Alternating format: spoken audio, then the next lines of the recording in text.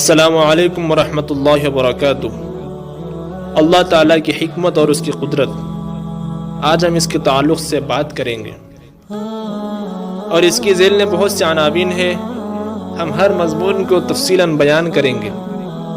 الحمدللہ نحمدہ ونستعینہ ونستغفرہ ونؤمن بہ ونتوکل علیہ ونعوذ باللہ من شرور انفسنا ومن سیئات اعمالنا، من يهده الله فلا مضل له ومن يضلله فلا هادي له، ونشهد أن لا إله إلا الله وحده لا شريك له، ونشهد أن سيدنا ومولانا محمدا عبده ورسوله، أما بعد فأعوذ بالله من الشيطان الرجيم، بسم الله الرحمن الرحيم۔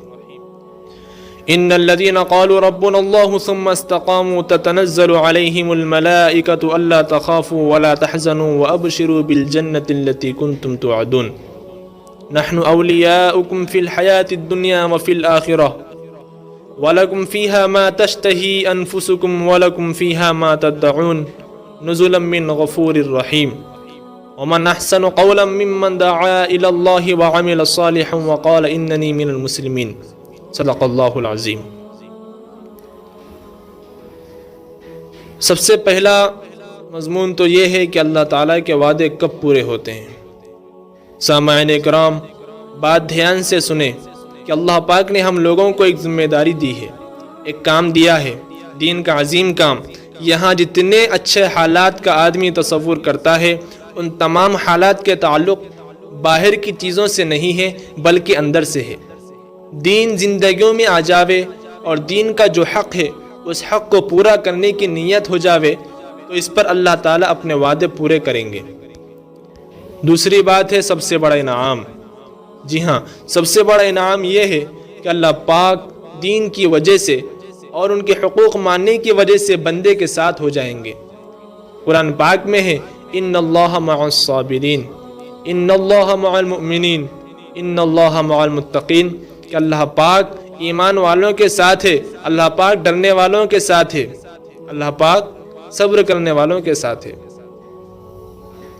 اور اللہ تعالیٰ اپنے ڈرنے والوں کی کوششوں کو قبول فرماتا ہے، ان کی عبادتیں قبول فرماتا ہے، ان کی دعائیں قبول فرماتا ہے، ان کی اطاعتیں قبول فرماتا ہے۔ یہ سب اللہ تعالیٰ کی طرف سے بشارتیں ہیں۔ تو گویا اللہ تعالیٰ میرے ساتھ ہے اور اللہ کے ساتھ ہونے کی وجہ سے ہی کام چل رہا ہے۔ تیسری بات، دین کا کام ظاہری اسباب سے نہیں چلتا۔ یہ خاص بات ہے کہ دین کا یہ کام صرف ظاہری اسباب سے چلنے والا نہیں ہے۔ جس طرح دنیا کا کوئی کام ظاہری اسباب سے اور وسائل سے چلتا ہے، جیسے مال سے، ملک سے، زمینوں سے، جائیدادوں سے، مگر یہ کام ان چیزوں سے چلنے والا نہیں ہے، بلکہ یہ تو اللہ تعالیٰ کی قدرت سے چلے گا اور اللہ تعالیٰ کی مدد سے چلے گا، اور اللہ تعالیٰ ہر اس آدمی کی مدد کریں گے جو اس کے دین کا کام کرے گا، اللہ کے لیے کرے گا، وہ اللہ کی مدد بھی پاوے گا۔ چوتھی بات، حضور صلی اللہ علیہ وسلم کے ساتھ تعداد اور اسباب کم تھے۔ حضور صلی اللہ علیہ وسلم کی زندگی میں ہم کو یہ ملتا ہے کہ آپ کے ساتھ اسباب اور وسائل اور لوگوں کی تعداد ہمیشہ کم رہی ہے، تعداد بھی کم رہی اور اسباب بھی کم رہے، اور مال تو آپ نے لیا ہی نہیں، مال کی پیشکش لوگوں کی طرف سے ہوئی تھی۔ مکہ والوں نے کہا کہ ہم مال آپ کے لیے جمع کریں، آپ ہم میں سب سے بڑا مالدار بن جاوے، یہ آپ نے منظور نہیں فرمایا۔ پھر کہا کہ ہم آپ کو بڑا بنا دیں اور آپ کو بڑا مان لیں، تو اس کو بھی قبول نہیں فرمایا۔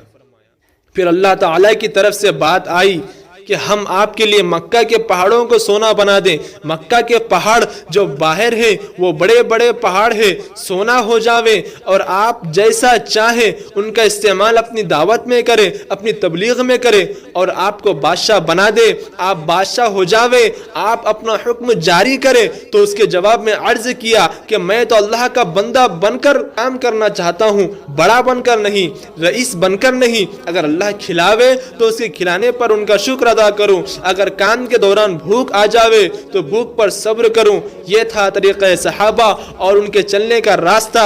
یہ سب کے لیے بڑا انعام ہے اور سب کے لیے بڑی آسانی ہو گئی۔ پانچویں بات، اگر آپ صلی اللہ علیہ وسلم مال قبول کرتے تو رکاوٹیں پیدا ہو جاتی. ہاں اگر آپ صلی اللہ علیہ وسلم مال قبول فرماتے اور مال کے ذریعے سے کام کرتے تو کام میں ہزاروں صعوبتیں ہو جاتی. غریب کہتے کہ ہمارے پاس تو مال ہے نہیں، ہم کام کیسے کریں؟ اور اگر آپ ریاست و عہدہ اور منصب قبول فرماتے تو کہتے اللہ آپ کے ساتھ ہے.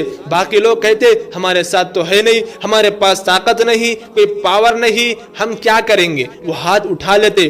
اب کسی کے لیے ہاتھ اٹھا لینے کا بہانہ باقی نہیں رہا، اس لیے کہ اسلام کو مال پر، ملک پر، چیزوں پر قائم نہیں کیا تو کس پر قائم کیا؟ یا اپنے خلوص پر قائم کیا. جو اللہ کو مان کر، اس کے دین کو حق مان کر اللہ کے لیے کام کرے گا، اللہ اس کا ساتھ دیں گے. بس سب کے لیے راستہ کھل گیا اور کام رحمت بن گیا کہ غریب بھی کام کر سکتا ہے. چھٹی بات، صحابہ کرام کا دین کے لیے خرچ کرنے کا جذبہ. ایک دفعہ آپ نے مال کی فرمائش کی کہ مال کی ضرورت ہے تو ایک صاحب مال لائے. مالدار آدمی نے 600 من کھجوریں لا کر پیش کی، یہ لیجئے. ایک آدمی 1 کلو کھجور لایا. عرض کیا کہ میں نے رات بھر مزدوری کر کے 2 کلو کھجور کمایا، بچوں کے لیے کچھ تھا نہیں، آدھا ان کو دے کر آیا اور آدھا آپ کی فرمائش حاضر ہے. آپ نے اسے قبول فرمایا اور اس کو ڈھیر پر ڈلوایا. یہ مثال قائم ہوئی. آپ کے زمانے میں غریب بھی صدقہ کرتے تھے. دنیا میں رواج تو یہ ہے کہ غریب صدقہ لے، مگر آپ کے زمانے میں غریب صدقہ دیتے تھے. وہ کیسے دیتے تھے؟ جو کماتے تھے اسی میں سے ادا کرتے، جس کی مثال ابھی گزرے گی کہ کمایا اپنے لیے، اس میں سے کچھ صدقہ دے دیا. منافق صدقے کی اہمیت جتاتے تھے. یہ بھی انگلی کٹا کے شہیدوں میں نام لکھوا رہا ہے. لیکن اللہ کے یہاں، رسول اللہ صلی اللہ علیہ وسلم کے یہاں صحابہ کی بڑی قدر تھی کہ تھوڑے میں سے تھوڑا دے دے. 7ویں بات، سب سے افضل صدقہ. آپ صلی اللہ علیہ وسلم سے پوچھا گیا، یا رسول اللہ ای الصدقۃ افضل؟ قال جہد المقل وابدأ بمن تعول. کہ کون سا صدقہ افضل ہے؟ فرمایا تنگی والے کا صدقہ، کہ وہ مشقت سے لاتا ہے اور اس میں سے تھوڑا دیتا ہے. وہ تھوڑا سا اللہ کے یہاں صدقہ افضل ہے. ہمارے یہاں بیان کے بعد لوگوں کو جوڑ کر بات کرتے ہیں. ایک ساتھی سے بات ہوئی، آپ کب سے آئے ہیں؟ کتنے وقت کے لیے آئے ہیں؟ تو وقت بتایا. کتنا خرچہ ہے؟ کہا میرے پاس 50 روپے ہے، اور کہا میرے گھر میں 50 ہی روپے تھے، اور سب لے کر آ گیا. ایک آدمی 50,000 کی جماعت میں جاتا ہے اور ان کے گھر میں 50,000 اور بھی ہے. یہ شخص 50 روپے لے کر آتا ہے اور اس کے گھر میں اس کے علاوہ نہیں ہے. اس لیے فرمایا کمی والے کا